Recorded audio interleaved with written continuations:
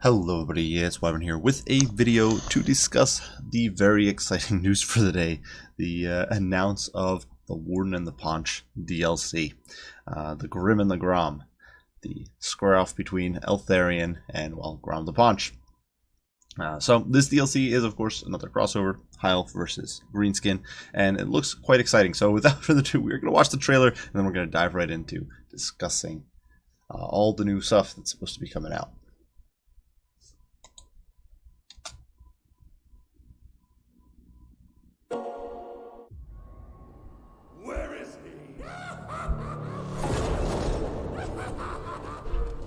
It has been many years, but this city will never be safe. Not whilst he is still out there.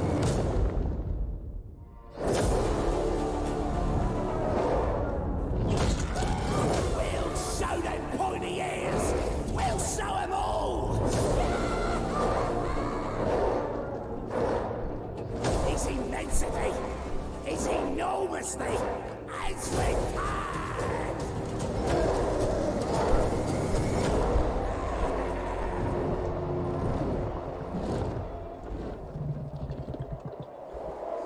We've just warming up! A storm comes to Eltharion.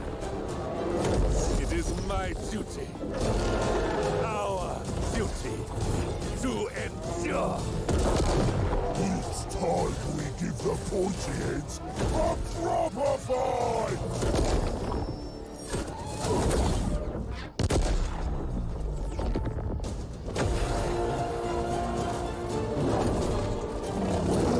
Stand with me! For as long as I still live.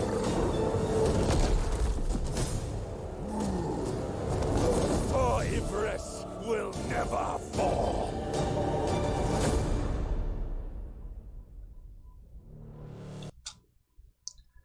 So, a good bit of excitement there. Of course, who doesn't love some Mad Max references? See, really going all out with the various throwbacks to all sorts of movies. And definitely makes for some rather entertaining trailers, at least in my opinion. That said, it's definitely a good mix of content coming out, and we've got quite a decent chunk of information at this point on both the announcement page and the actual war blog. As for what's coming out, there's some new free LC stuff, as well as, of course, all the new units that are actually coming with this DLC. So that's something I wanted to discuss, and that's what we're going to do now. So without further ado, let's hop on over. So first and foremost, I do want to cover the information on the FAQ. There isn't just a huge amount of stuff here to cover, really, but I want to blitz through it. Of course, Eltharion and Grom coming in. Eltharion commanding Ivres, Grom the Paunch commanding the Broken Axe Tribe. Not much to be said there. We kind of expected, I think, those things. New units, new regiments of renown. Much better described on the Steam page, so we'll be doing that there. But release date is set for the 21st of May, which I think is cool. It gives us 2 weeks. Definitely going to be exciting to see more information released over the coming weeks. Hopefully information regarding start positions, specific lord skills, improvements, that sort of thing. Of course, Grom is available in the Eye of the Vortex as well as Mortal Empires, which is nice. Going to be fun to play Greenskins in Vortex campaign, even though they do have separate objectives now. This is mentioned on the Steam page, but both Grom as well as Eltharion have separate objectives, supposedly from the Vortex campaign. So that should make for some interesting and exciting gameplay, I think. And I like when factions have their own unique objectives. I think it makes for some fun gameplay. That said, from the information we've seen, the fact that Ivres, well, is starting in Ivres, means that Grom is probably not going to start in Ulthuan, which is kind of a heartbreaker for me. I was really hoping to see Greenskins in Ulthuan, both in Mortal Empires and Vortex, hoping that it would disrupt the kind of boring and very slow early game in Ulthuan, where you just snowball and have a super easy game. Honestly, there isn't a faction that starts in Ulthuan. Both Tyrion as well as Alariel are just super easy mode because they have no competition. And so I was hoping to see that upset a little bit with Grom, but it doesn't seem to be the case.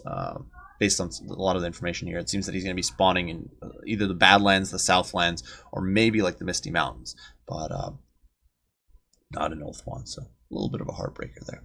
But there will be an Old World update coming in alongside the Warden and the Paunch, of course. Greenskins, shocker. Waaagh getting overhauled to be a in-battle charged up mechanic, sort of like Murderous Prowess. I think that's cool. It actually gets multiple uses still, but this means it can no longer be shut down by cheesy cooldown penalties, which before made for some very annoying gameplay. At the same time, it's not available right away, so you don't have to be petrified of taking a frontline engagement against Greenskins. So I think this should be a win for both sides of each battle. Should allow for some more fun and varied battles, rather than simply cutting the Greenskin out or cheesing Waaagh with some sort of gimmicky cooldown penalty. So I'm definitely looking forward to that. Now, in the campaign version of Waaagh, that one I'm a little bit less excited about. It is going to be a pooled resource now, the fightiness, presumably, which I'm definitely looking forward to. I think that's a good mechanic. I think that should have been for there from the beginning. Now, to start a Waaagh, you got to select a target region and dedicate to Gork and Mork, and transport it transports a Waaagh army to support your invasion of an area. It seems that C is sticking with these free armies, and in my opinion, that's not great. I'm not a big fan of the free army mechanic. It's historically either garbage because the armies can't do crap by themselves, and you cannot synergize with them well. This has been the case for a while now, in my opinion, for most of these free army or call-in armies, whether that be the intervention armies in Vortex, or really the Waaghs and the Beast Herds, that sort of thing, or Prey Herds, and otherwise, it's overtuned some of the older Waaghs back in a few patches back, especially before some of the auto-resolve changes were made, which is disgustingly powerful. You could just spam Waaghs and occupy the entire map. And generally, there's just never been a good balance with free armies. And so I'm not super thrilled. I was hoping it would bring more boosts to your actual armies, better replenishment rate, better unit fighting stats, better recruiting costs, that sort of thing. But it doesn't seem to be the case. That said, based on the success of your Waaagh, you do get some rewards, which is nice. What I'm much more excited for is this new scrap feature, which lets you upgrade units with the scrap mechanic that you collect from combat. Presumably going to be something like Ikit Claws, Warpstone, or something along those lines, or Warp Fuel. And you can use these to unlock special technology nodes. I assume this means stuff like currently the Ragnarok and the Squig Hoppers and the Doomdiver are all locked behind tech, and you have to get and makes them kind of annoying to try to upgrade. I'm hoping that this is what is meant by this these unique or these special technology nodes, is that now you can just unlock it with scrap. So I think that should be an improvement, and also lets you customize and upgrade specific units, as in into upgrading your units individually, which I think is very exciting. Definitely helps flesh out that motley crew sort of presentation that Greenskins usually give. And I'm assuming this might actually translate to some mechanics for the ogres in the future, because there are, for example, the ogre man-eaters who collect tools from different factions, and I assume that this might be translated there as well in the future. So it should be interesting to see how it pans out. I'm definitely looking forward to it and excited to see it work well. I'm hoping it works well. At the same time, Azai's getting a new start position should make him a lot more viable, a lot more fun, I think. Currently, he's just basically never worth it over Grimgor. New character skills, always good to see. Badlands getting an update, which is one of the reasons I think that's where Grom is starting. That, and the fact that in the trailer, it seems that they're fighting in the Badlands, and only other option really would be like the Misty Mountains. It seems pretty clear by Eltharion's start in Ivries that Grom's not going to be starting in Ulthuan, so... Though I could be wrong, and I certainly would be glad to be wrong there. But I assume that's why the Badlands are getting overhauled. And finally, unit improvements. And what I really hope this means is more units. Not really improving the Greenskin units, but giving them more units. Because there's a lot of units from the Greenskin roster that saw no mention in the DLC trailer. Black Orcs with Choppa and Shield, Spear Chukkas, the... Big Stabbas, various squig variants, all that sort of stuff. And I hope at least some of them make the cut here as a unit, quote unquote, unit improvement, or preferably a unit, new units. Because I'd be kind of disheartened if they didn't make it. And it's one of the other things I'm not super thrilled about. I feel like that was a little bit of a missed mark with this DLC, that there are some units that are missing that, in my opinion, should be in there. That said, this DLC will be accompanied by a free DLC, of course, as is usual. The Lord of the Dragon himself, Imric, Son of Calador there. Probably a dragon-themed Lord. I assume he's kind of a little bit of a duller character, so probably why he's making it as kind of a free DLC. But it should be fun making those late game Dragon Doom stacks, I assume, with Imric. Though you never know. Maybe he'll be focused on the High Elf Spears or something, but I would assume that he'll be backing dragons, and that should be a fun gameplay. Also, we're going to be getting a new free mount. So this is still not explained, it's still not mentioned anywhere what this mount will be. But, well, I'm looking forward to it. There's a lot of potential mounts I could think of. My personal, fingers crossed, hope is an Arachnarch spider mount for the Goblin Shaman, but there are several other, I think, similarly valid options, and I don't want to speculate too much before release. So, looking forward to see what it is. Now, on Steam, we have kind of, well, a much better rundown of what the DLC entails and what exactly it's coming out with. So that's what we're going to be doing right now. First and foremost, we've got some nice little screen caps. They give us, in my opinion, some good types references. We can see, for example, the Rogue Idol here, very beefy, and seems to be quite a bit bigger than the Arachnarch spider, which is pretty insane. The Arachnarch's already, of course, very generously sized, and it's already a rather big-boned or big exoskeleton arthropod, and the Rogue Idol is towering above him by the look of it, which is pretty cool to see. I also believe these are the stone trolls. I could be wrong, but this doesn't look like generic trolls to me. It does look like they are very similar, if not identical, to ice trolls, though at this range it's hard to tell. But looks like we're going to see some, new troll variants. Besides that, magic for the High Elves. You can see the Rain of Fire there. We do see Purple Sun was a Rus. Archmages are going to be hitting the field for the pointy ears, and it's going to be nice to see, finally, the High Elves having their full roster of magic. Now, here we do have Grom the Paunch. What a hideous guy. Just look at his face. It's so ugly.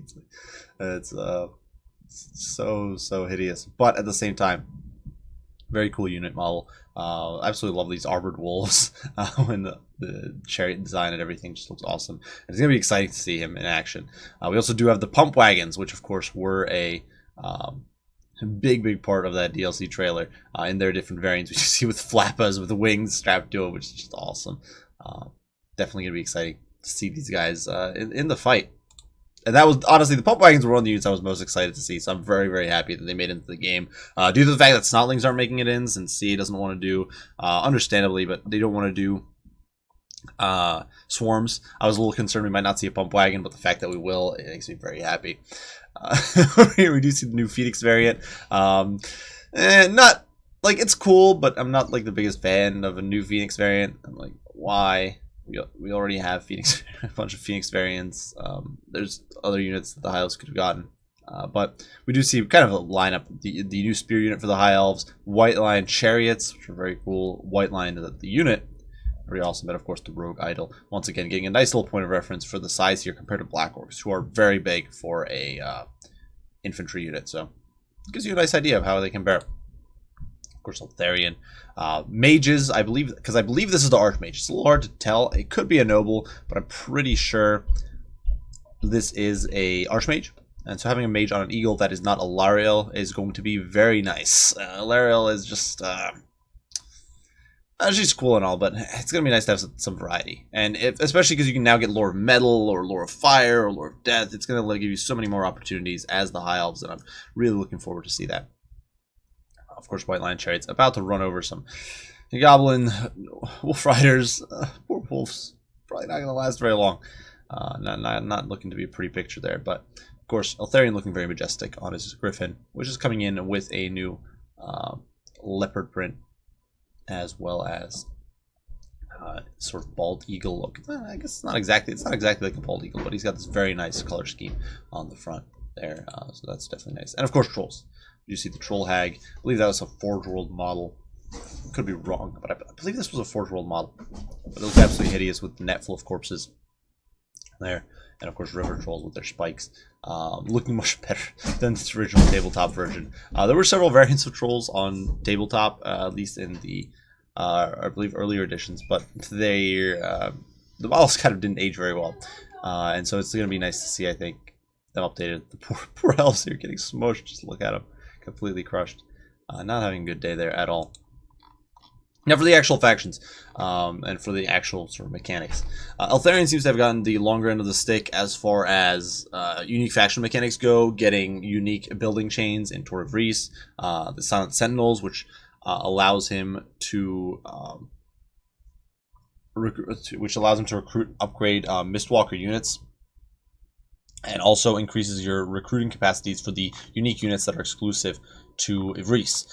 He also does have a unique mechanic where you can actually capture enemy lords with the Warden's Cage, or enemy lords and heroes, and then they can be imprisoned in Athel Tamara for interrogation. Kept in cages, the Watches of Ivris chain allows you to interrogate them. Not entirely sure what the benefits of that will be, but I'm very excited to see that in action. That is a new mechanic and should be fun to see.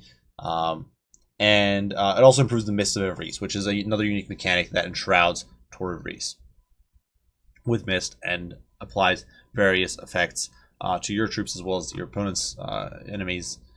If we look here, we can see that the Mist of Ivris provides you with a unique army ability. It also gets stronger as Tamara gets beefed up over time, of course, especially with that Watches of Ivris chain. So should be an interesting mechanic. Supposedly it also will be like slowing and disrupting enemy troops. I'm not sure if it is going to simply slow enemy armies or be like a massive debuff or something that affects stats and all that sort of thing.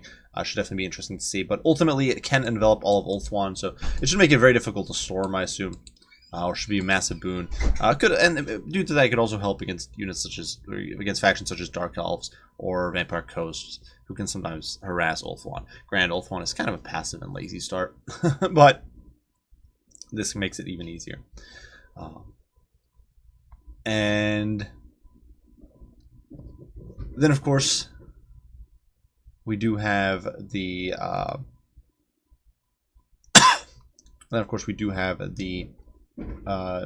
Defense of Ivris here, where you can rebuild your settlements and slowly but surely improve the defensive capabilities available. I'm not entirely sure what this means. I'm not entirely sure if this is going to entail like abilities or different map types where the maps will change over time, because CA has said they want to rework siege maps and that sort of thing, so I'm not sure if that's what this will entail, like better defensive maps or over time, or if it simply means improved abilities, because it does talk about options. Abilities mentioned, but I'm not sure if that what the options thing is necessarily entailing, or perhaps you'll be able to choose different choices into how you want to refortify Ivris. Not entirely sure.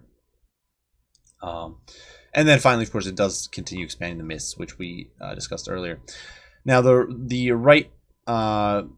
rights have he does get a new right. This is just something that all the new Warhammer 2 lords or Warhammer 2 faction lords have been getting. He gets the Invocation of Ladriel, which replaces the Invocation of Isha. It empowers the Mists of Ivris, which seems to be very situational. Invocation of Isha is an amazing right. It's a right I absolutely adore, especially from techless campaigns. It is stupidly, stupidly useful. This better be a darn good right if it's supposed to replace Isha, and I kind of doubt it is. So most likely this is just going to make Eltharion start a little more difficult and a little more annoying. But it's cool. Obviously it spices things up. It's nice to have different rights, and rights are more of a flavor thing than really a core carry mechanic, I think. But at the same time, I just really Invocation of Isha is just such a useful invocation that not super thrilled by the fact that it's getting replaced by something that seems so situational. And of course, new units and lords. That's really what you guys are all here for. Eltharion, wow, who would have guessed that he's here? But he does get high magic, so he is a caster. He is combat capable atop Stormwing. It seems that he's a bit of a hybrid, that he's going to get, and this really I think should work well with high magic. High magic isn't necessarily a lore that's super powerful in and of itself, but it doesn't have any super sort of potent spells, but it's very situational. It can be catered to specific instances, and that makes it a very nice lore in my opinion, especially in multiplayer. And it seems that Eltharion is kind of an all-in-one lord. He's rather fighty because he is atop a griffin. He does get a little bit of magic, probably not on par with say Teclis or Alariel for magic ability, but still very, very potent there. And it kind of does focus here on being able to alter your role based on the circumstances at hand. And in campaign, you could also cater him more towards the melee style or more towards the magic style with the skill points. So definitely should be cool to see. Archmage Lord, thank you. Finally, all 8 winds of magic and the lore of high magic. Thank you. Finally, high elves can get, especially the lore of metal, I think is going to be a massive game changer for them. Because one of the biggest downsides for high elves is dealing with heavy armor. Even a unit like Demigryphs or Rice Guard can give them nightmare fuel, and big tanky targets are actually very difficult for high elves to deal with because all their AP is very expensive, or well, I know all of it is expensive, and most of it is fixated on single entities, which makes it difficult, I would say, to deal with large targets. Like even mammoths, which are just decently armored, can be very, very beefy and tough to deal with. Shaggoths, dinosaurs, that sort of thing can be tough, especially if your opponent is decent about disrupting backlines, because Sisters of Avalorn, while very powerful against armored large, cost 1100. They cost an arm and a leg, and if they get disrupted, they're not getting that much value. So having Plague of Rust to potentially help your archers or Lothland Seaguard do better, excellent. Makes me thrilled. Rangers, which I'm not entirely sure what these guys are supposed to be. I don't know if we actually saw any pictures. I didn't see them in the trailer, I believe, or they just look so similar to an existing unit that it's hard to tell. But the Rangers, what I'm thinking they might be is like a White Lion knockoff, or like a discount White Lion, but not entirely sure. A heavy spear unit for the High Elves, the Silvern Guard. I don't know what the point of this unit is, to be quite honest. These first 2 units just don't seem really necessary. High Elves already have a rather solid spear unit. Like, spears might need slight tweaks. They might need some slight buffs. But why would you get a heavy spear unit? You've already got spears, and then you got Phoenix Guard. That is your heavy spear unit. I don't know why you need a heavier spear unit. That's not like a weird campaign exclusive like Gate Guard, which are basically redundant with Lothland Seaguard. So yeah, not super thrilled about this. The spear weakness has always kind of been like one of the high elf downsides. High elves have a lot of upsides. They're an all-arounder faction, and the fact that their low tier infantry isn't the greatest, which seems to be what this is offsetting or trying to offset, I'm not sure I'm a fan of that. I feel like it just is a weakness of the high elf faction. I'm not sure it should be offset. Warlines of Trace, cool. I don't believe these were a unit on the tabletop. The Lion Chariot, of course, was, but Warlines, I don't think they're not in the High Elf rulebook, but I'm not sure if Forge World ever had them in like the Monsters Arcanum or something. But regardless, I assume these guys are going to be a bit like Norscan Ice Wolves, kind of slightly higher end War Beast, probably with AP, obviously not Frostbite, but I would assume they're going to be like an AP Warhound / Ice Wolf unit. And then Lion Chariot, of course, probably an AP Chariot, which could be useful, especially if Nobles get nerfs, which is kind of being anticipated right now. I think they could be an actually pretty valuable unit. And that said, just going to make Ithilmar Chariots look even worse. But what can you do? Finally, the Arcane Phoenix, a bit of a redundant unit. It's a fancier Phoenix. I think based on, because we do get this nice little image here, it looks like there's a Flamestorm underneath the Phoenix. I don't know if it's going to have a bound Flamestorm that it gets instead of the normal Fire Poop the Phoenix gets. But that could be cool. But to be quite honest with you guys, I'm not super thrilled about it. Honestly, the High Elf unit lineup here is just kind of meh. It's a bunch of lower end troops, which I don't think is necessary. Arcane Phoenix. We don't get a We don't get a dragon mage, which is a little surprising. We don't get a Lawson Skycutter, of course, which honestly I myself and almost everybody I think was anticipating Lawson Skycutter to make the cut. Instead, we get a bunch of these non-units that are like made up to fill the slots, and I feel like CA is just trying to pad out the number of units they're releasing, but like, I don't know. None of these units really excite me. Honestly, the unit I was most excited for, hoping, I guess the Archmage is the exception. I'm very excited for the Archmage. I'm excited for Eltharion, but really, of all these units, none of them excite me, and I don't feel like the Lion Chariot makes sense. The War Lions kind of make sense, but a lot of these just feel unnecessary. It just feels like roster padding, and I'm not super into that.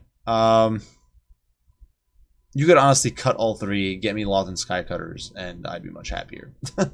And honestly, a Dragon Mage should be pretty easy to implement, I would think. That said, going on to the unique, the campaign exclusive units, you do get Eltharion's Mistwalkers, which are various units that he can get that are unique to his to his faction.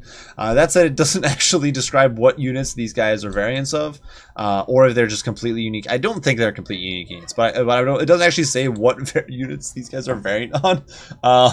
So I'm not actually sure what to say about them. Like, the descriptions sound cool and all, but I don't know. I don't know if the Knights of Gaval are going to be a unit of Dragon Princes or a unit of Valyrian Reavers. I don't know if the Skyhawks are like, I don't have no idea what they're supposed to be. If they're supposed to be like an eagle or eagle claw bolt thrower or what. I don't know. Or if they're just supposed to be like a spear unit. I don't know. Who knows? It just doesn't describe any of these. But there are also some new regiments around. Regiment of Renown, archers with light armor, which is interesting that they chose light armor. Not a unit I'd expect to get a Regiment of Renown, but there's no description here, so I can't really critique. Same thing with Rahagra's Pride. It's just a variant of the Warlines and Archers. Could be good, could be amazing, could be garbage, but from the description, there's nothing to be gleaned there. I don't really, based on what I'm anticipating the units to be, I don't really see what niche the Regiment of Renown would fulfill, but yeah, because I don't know exactly what the unit is, I can't critique. Maybe as a mobile AP unit, it'll be good support for High Elf Cav. And then we do have the Arcane Phoenix variant, which doesn't really...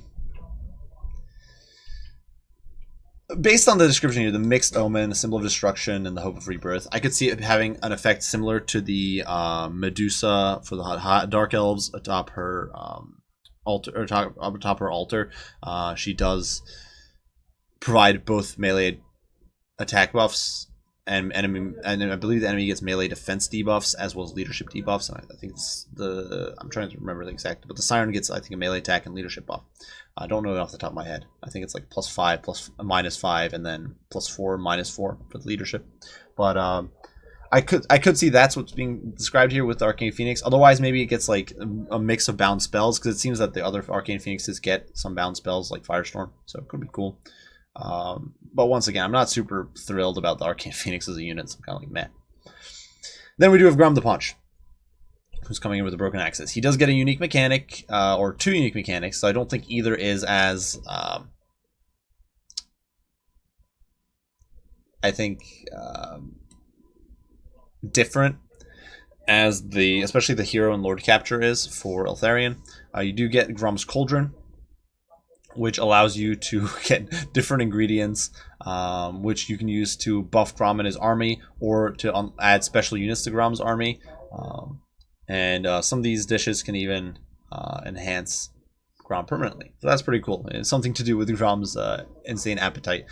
It's definitely a bit of a cute and fun mechanic. It should, spice things up a little bit.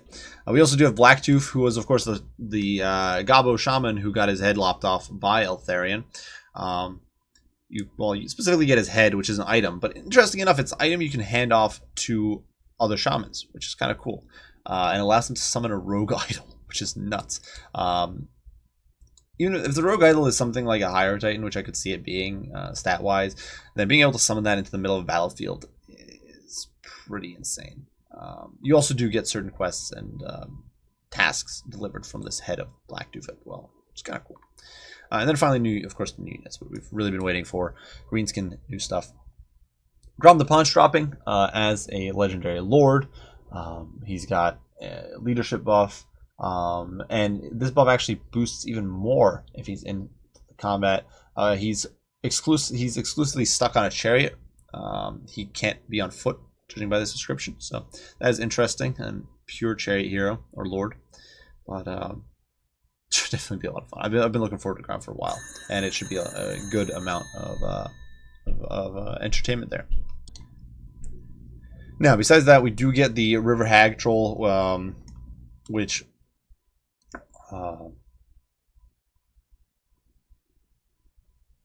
we saw the screenshot of all the way up here, looking absolutely gorgeous, or really hideous, but you can see right there with the whole bunch of different corpses trapped in her net.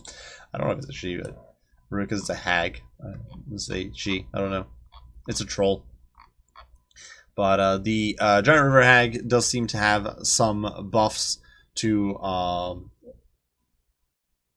Winds of Magic. I assume they can maybe get Arcane Conduit, or maybe they have some ability that gets some more Winds of Magic. They do also get Lore of Death, so now Greenskins will have Lore of Death access from someone other than Azag.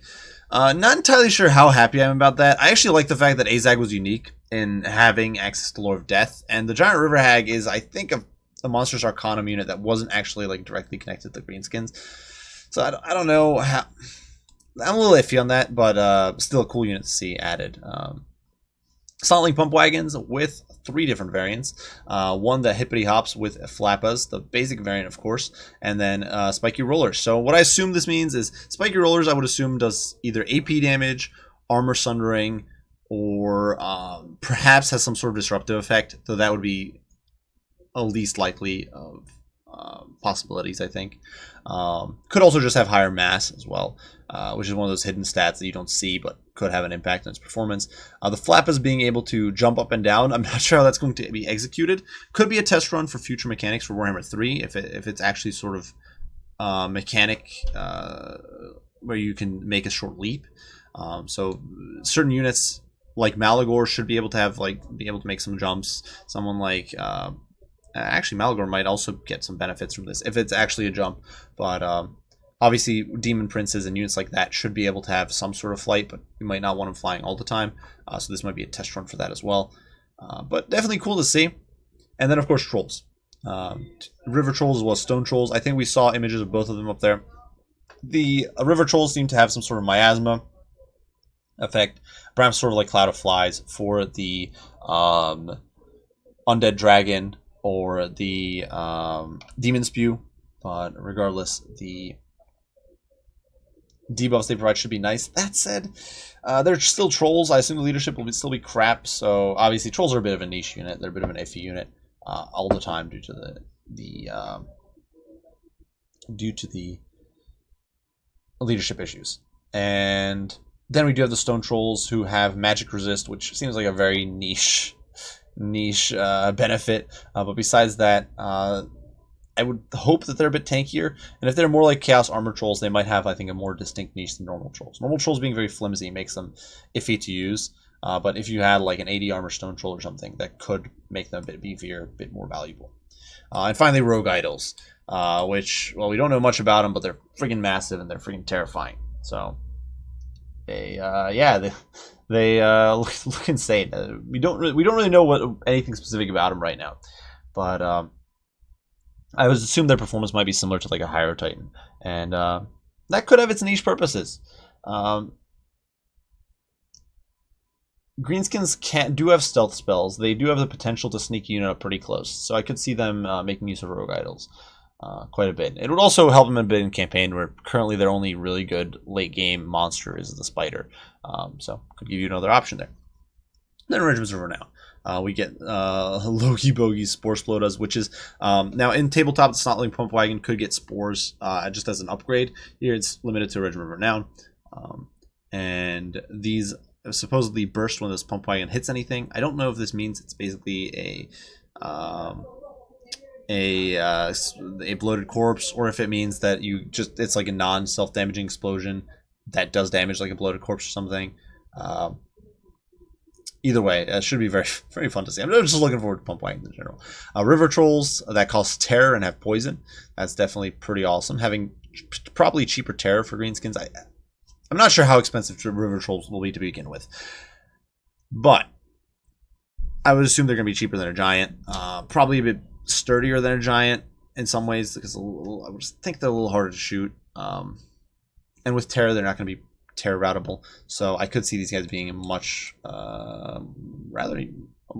more useful unit. I could see them being a rather valuable unit for the greenskin roster. And then the big gun, an oversized rogue idol.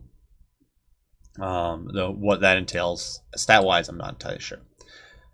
Regardless, it does seem to be an interesting lineup. What I will say I'm a little disappointed by is the units being released. We're not getting any Lawland Skycutters. We're not getting Dragon Mages.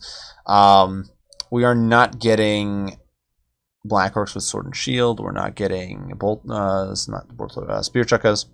We're not getting Big Stabas, units like that. And of course, no hero or lord variants for the greenskins. I don't know if this is going to come in with the free LC expansion or improvements to the greenskins. But the fact that we're not, like, that would have been such a simple opportunity, I think, to get units like Black Orc War Bosses or Savage Orc War Bosses or Orc Shaman Lords and units like that. This would have been the perfect opportunity to do it, and it's not being added. I'm hoping it's the free LC, but I'm a little disappointed with that. Maybe they're hoping to do another DLC with Orcs. I don't know what they're planning to do with High Elves, because they basically expended all the Lord options. I don't know if they're just never going to do a Lothan Skycutter. That is a little disheartening. Never going to do a Dragon Mage. I don't know. Those were units I was really hoping for, and a little disappointed with that. So on the unit front, I'm actually not super thrilled. I'm still looking forward to play these factions, to test them out. I definitely think some of these units will be valuable. I think the Chariot play for greenskins will be much more viable now. Some of these regiments around and whatnot will probably bring utility to their actions. Having some mobile AP with the White Lions, I assume it's AP, but I would assume that could be a big help for High Elves who tend to struggle with that. Certainly, I think there's some benefits to be had, but I also feel like there's a lot of units here that are just kind of padding out the list, and especially for the High Elves, and I'm not super thrilled about that. So that's just my 2 cents there. Maybe you guys disagree, maybe you agree. That's simply my opinion. I still think the models are gorgeous. I'm very much excited. Certainly go check out the Steam page. Certainly go check out the FAQ and the trailer. Go see all those things. And let me know what you guys think down in your comments below.